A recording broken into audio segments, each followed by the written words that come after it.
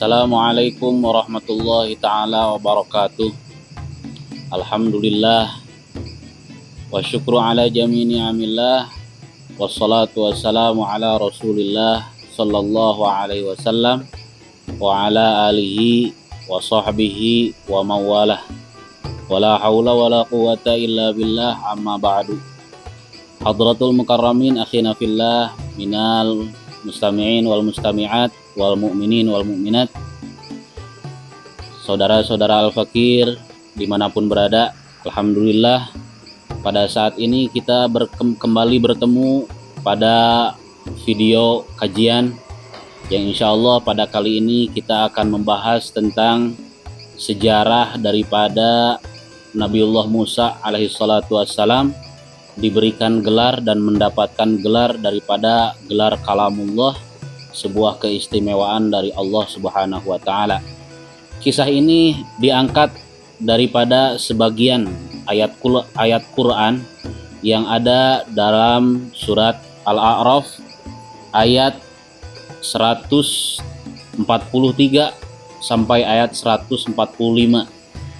Di sini dibicarakan bahwa Allah Ta'ala berfirman di dalam Al-Quran menceritakan akan bagaimana Nabiullah Musa mendapatkan daripada gelar kalamullah tersebut.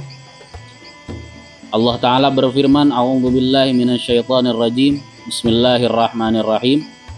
Walamma jaa Musa limiqatina wa kallamahu rabbuhu qala rabbi arini anzur ilaik.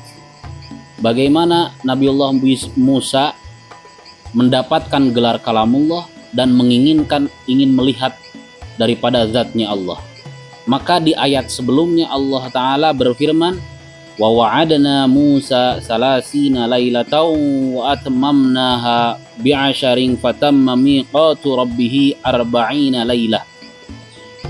Nabiullah Musa sebelum mendapatkan daripada gelar kalamullah tersebut, Nabiullah Musa berkhalwat dulu. Nabiullah Musa berpuasa. Nabiullah Musa mendekatkan diri, bermunasabah kepada Allah Subhanahu wa taala kurang lebih sampai 40 hari 40 malam. Allah Ta'ala di sini berfirman bahwa Nabiullah Musa berkhalwat selama 40 hari 40 malam, mendekatkan diri kepada Allah Ta'ala, menginginkan daripada sebuah keistimewaan daripada Allah Subhanahu wa taala. Walamma jaa Musa limiqatina wa kallamahu rabbuh. Setelah Nabiullah Musa mendapatkan dan setelah Nabiullah Musa menyelesaikan daripada khalwatnya, daripada bertaqarrubnya kepada Allah Subhanahu wa taala, mendekatkan diri kepada Allah Ta'ala dengan berzikir, beribadah, berpuasa, menyendiri dan menjauhi daripada makhluk-makhluk yang lain, bahwa Nabiullah Musa diceritakan suatu ketika Nabiullah Musa pergi ke sebuah bukit, yang mana bukit tersebut dinamakan dengan Bukit Tursina, yang kalau sekarang Bukit Tursina itu terdapat di sebuah lembah yang namanya adalah Lembah Sinai. Lembah Sinai ini adanya di negeri Mesir. Di sana ada sebuah bukit yang sangat tinggi yang dinamakan dengan Bukit Tursina.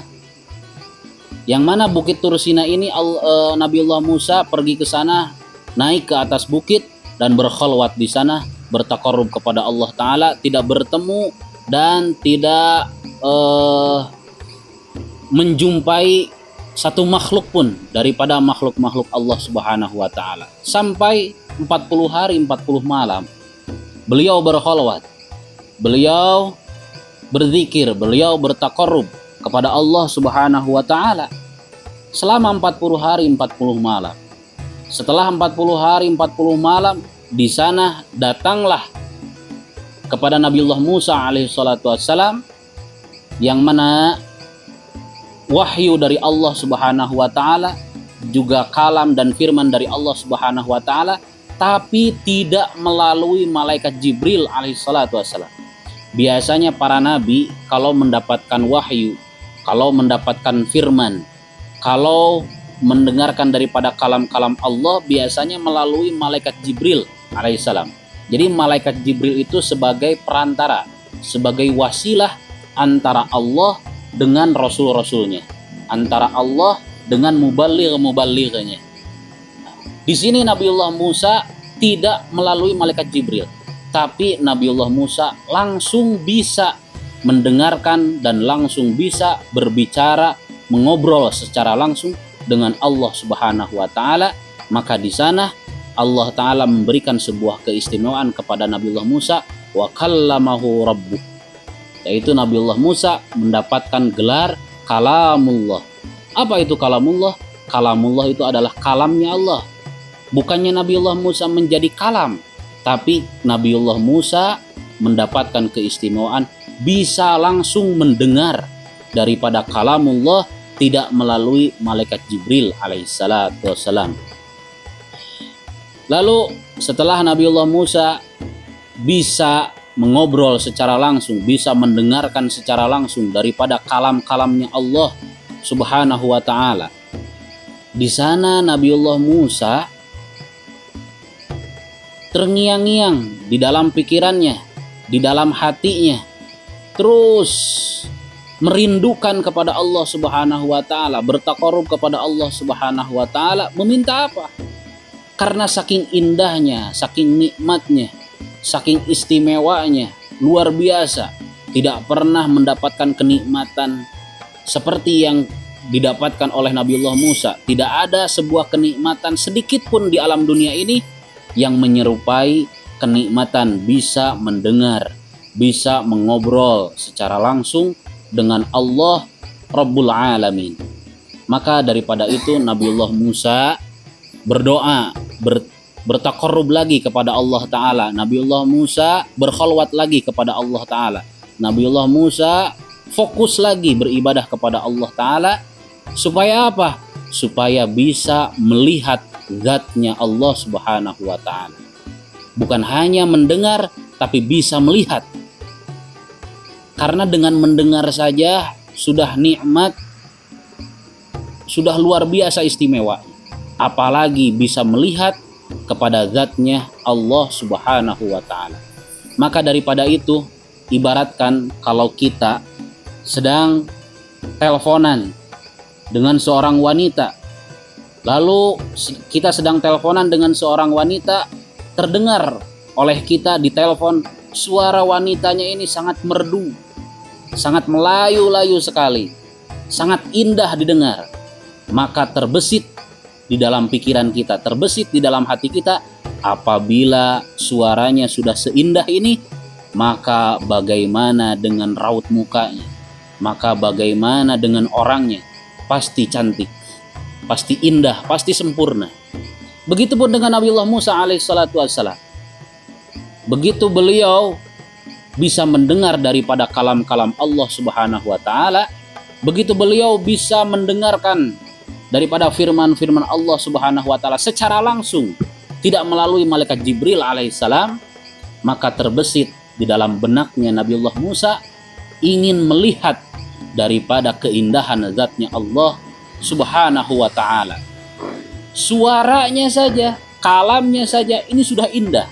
Bagaimana dengan jasadiyah, zatiyahnya daripada Allah Subhanahu wa Ta'ala. Maka dari sana Nabiullah Musa berkhalwat lagi, Nabiullah Musa berpuasa lagi, Nabiullah Musa bertaqarrub lagi kepada Allah Ta'ala, meminta Nabiullah Musa kepada Allah Ta'ala, Rabbi arini anzur ilaik. Nabiullah Musa berkata kepada Allah Ta'ala, berdoa kepada Allah Ta'ala, meminta kepada Allah Ta'ala, Rabbi, wahai Tuhanku, arini anzur ilaik, berikanlah kepadaku keistimewaan lagi, tambahkanlah keistimewaan lagi kepadaku, anzur ilaik, bisa melihat zatmu ya Allah, bisa melihat zatmu ya Tuhanku. Nabiullah Musa saking terngiang-ngiang, saking terbesit di dalam hatinya, terbesit di dalam pikirannya, terbesit di dalam benaknya, ini kalamnya saja, mendengarkan kalamnya saja, mengobrol dengan kalamnya saja sudah indah luar biasa. Bagaimana kalau bisa melihat daripada zatnya Rabbul Alamin. Maka dari sana Nabiullah Musa terus berdoa kepada Allah Ta'ala, Rabbi arini anzur ilaik, Rabbi arini anzur ilaik, Rabbi arini anzur ilaik. Ya Allah, ya Tuhanku, berikanlah kepadaku bisa melihatmu, berikanlah kepadaku bisa melihatmu, berikanlah kepadaku bisa melihatmu. Sampai terus Nabiullah Musa tidak berhenti berkholwat, tidak berhenti berdoa kepada Allah Ta'ala supaya bisa melihat daripada zatnya Allah Rabbul Alamin. Maka Allah Ta'ala pun berkata, Allah Ta'ala pun berfirman menjawab daripada doanya Nabiullah Musa, lalu diabadikan di dalam Al-Quran. Allah Ta'ala berfirman, qala tarani walakin inzur ilal jabali fa in istaqarra makanahu fasawfa tarani.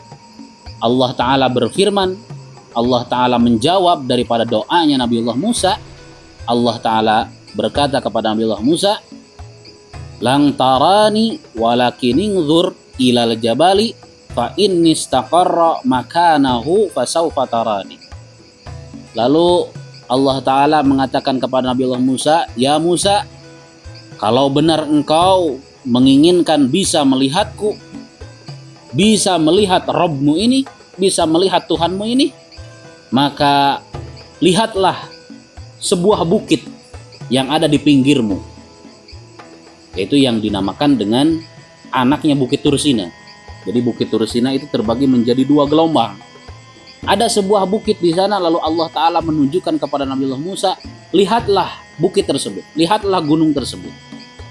Dengan mengisyarahkan, menurut para ulama ahli tafsir, Allah Ta'ala mengisyarahkan kepada Nabiullah Musa supaya melihat gunung atau supaya melihat Bukit Tursina. Dari sana Nabiullah Musa melihat kepada Gunung Tursina, lalu Allah Ta'ala berkata, fa in istaqarra makanahu fasawfa tarani. Lalu Allah Ta'ala berkata kepada Nabiullah Musa, jikalau engkau bisa melihat gunung tersebut masih tetap di tempatnya, jikalau engkau masih bisa berdiam tanpa ada gangguan apapun, tanpa ada sehelai rambut pun yang rusak daripada tubuhmu, dengan melihat suatu gunung tersebut, fasawfa tarani. Allah Ta'ala berfirman, Allah Ta'ala berkata, maka engkau akan bisa melihat. Kalau engkau mau melihatku, lihatlah Gunung Tursina. Apabila Gunung Tursina tetap pada tempatnya, tidak berubah sedikit pun, tidak ada kekurangan sedikit pun, tidak ada kehancuran sedikit pun, fasawfa tarani, maka engkau akan bisa melihatku, kata Allah Ta'ala kepada Nabiullah Musa alaihissalatu wassalam. Lalu Nabiullah Musa melihat Bukit Tursina, lalu Nabiullah Musa melihat daripada Gunung Tursina supaya bisa melihat daripada Rabbnya. Maka dari sana, falamma tajalla rabbuhu lil jabali ja'alahu dakkaw wa khara Musa sa'iqa.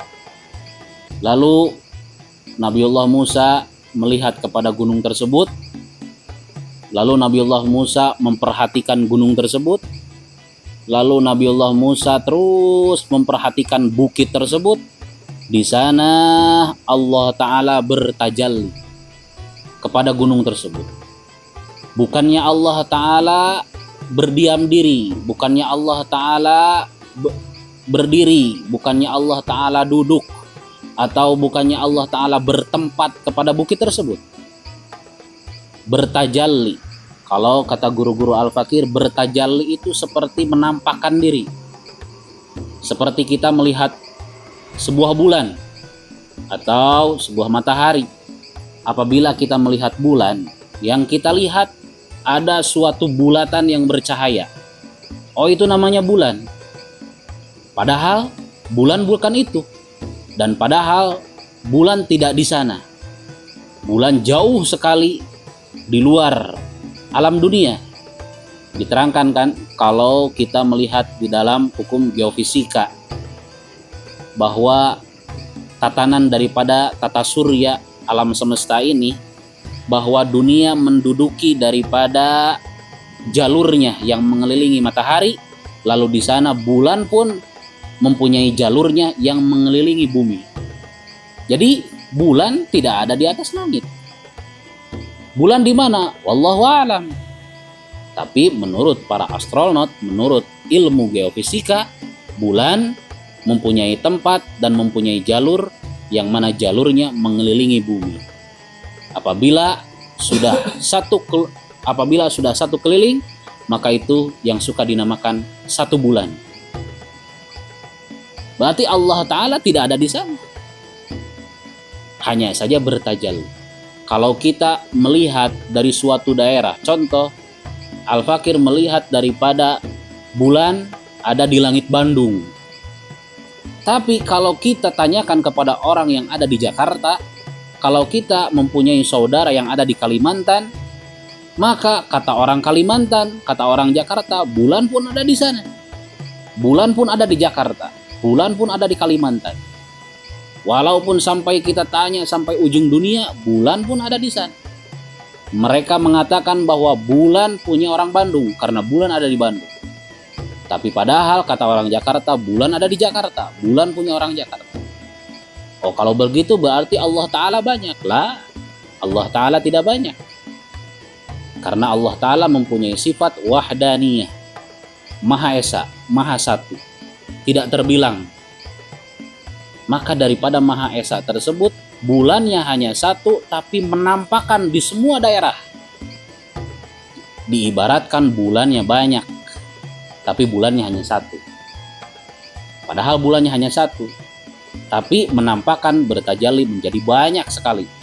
Kalau kita sedang mengendarai sebuah kendaraan, apakah itu kendaraan daripada motor atau daripada mobil roda 4, kita suka melihat kalau bulan disepertikan, bahkan seperti yang mengikuti kita terus sampai mengikuti kita.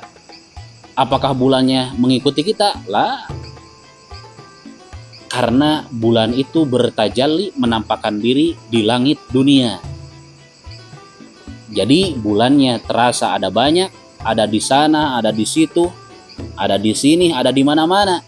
Dan seperti bulan terus mengikuti kita. Allah Ta'ala bertajalli kepada Gunung Tursina. Supaya apa? Menampakkan diri.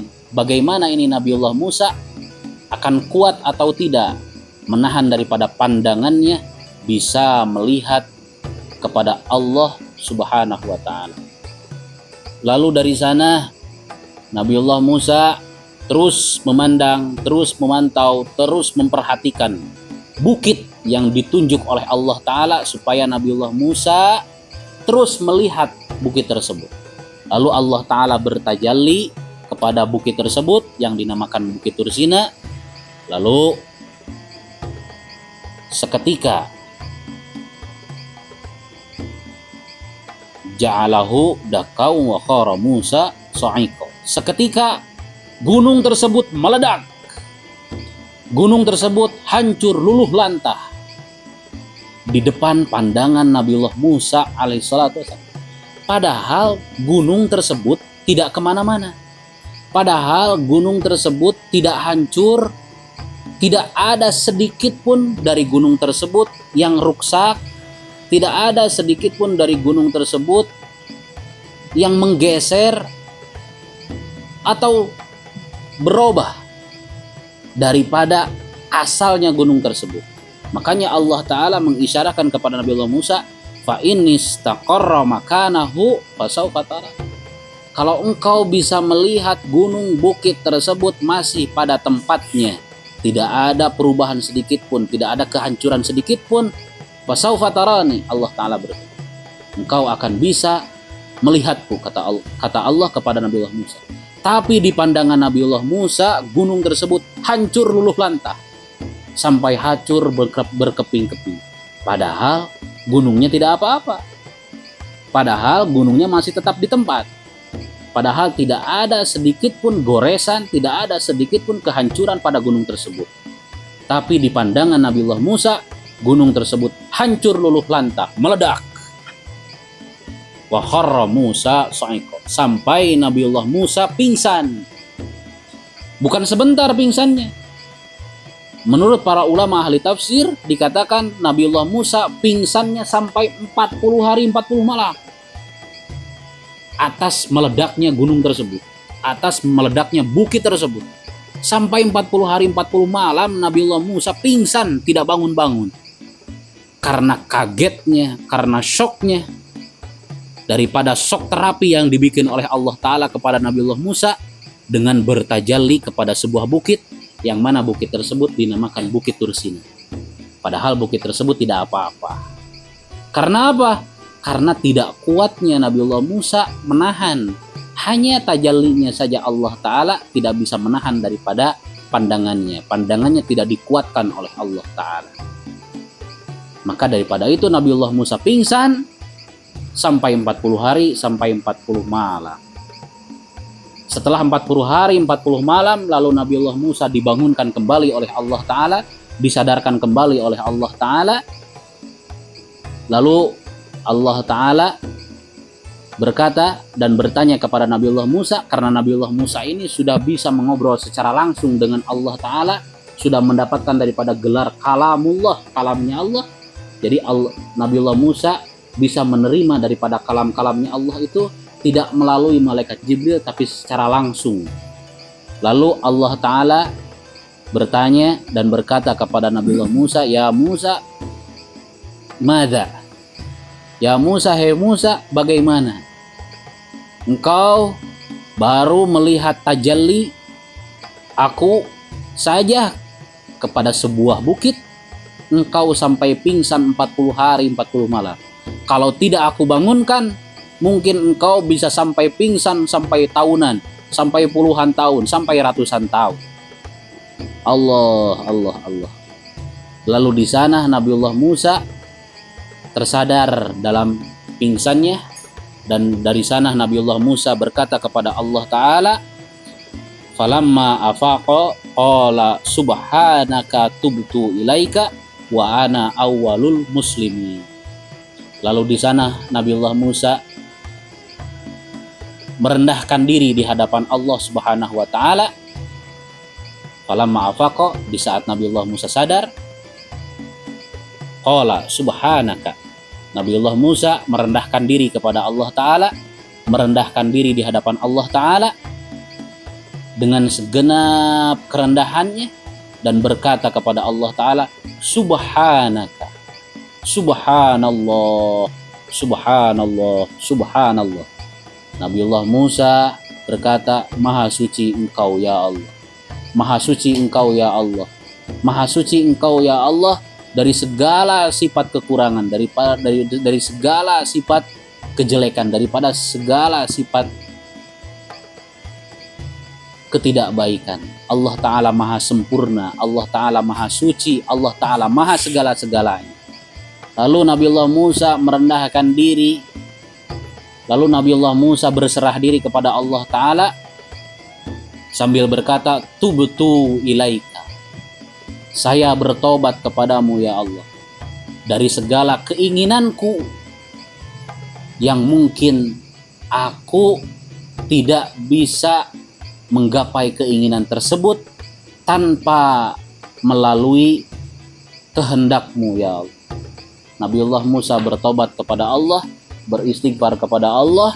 Nabiullah Musa merendahkan diri di hadapan Allah dengan segala kerendahannya, daripada segala permintaannya kepada Allah, karena Nabiullah Musa sudah diberi keistimewaan kalamullah, tapi menginginkan sesuatu yang lain yang lebih tinggi, yaitu bisa melihat daripada Rabbnya, bisa melihat daripada zatnya Allah Subhanahu wa Ta'ala, dan berkata Nabiullah Musa, wa ana awwalul muslimin. Maka daripada itu, saudara-saudara al-fakir sekalian, apabila kita sudah diberikan suatu kenikmatan kepada Allah, maka bersyukurlah akan kenikmatan tersebut. Karena mungkin kenikmatan yang diberikan kepada kita tidak tentu kenikmatan tersebut diberikan kepada orang lain.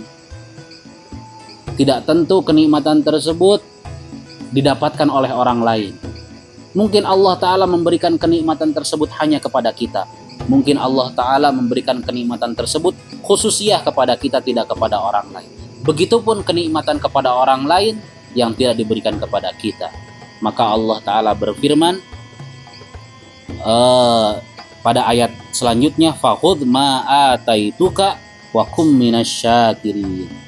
Ambillah apa yang menjadi sudah milikmu, jangan meminta apa yang bukan milikmu, maka hal tersebut kum minasyakirin. Hal tersebut akan menjadikanmu dimasukkan kepada golongan orang-orang yang bersyukur. Bisa diambil hikmahnya oleh kita daripada kisahnya Nabiullah Musa alaihi salatu wassalam. Semoga menjadi hikmah bagi semuanya, khususnya bagi Al-Fakir pribadi, dan semoga apa yang sudah Al-Fakir sampaikan bisa bermanfaat bagi semuanya, khususnya bagi Al-Fakir pribadi yang menyampaikannya.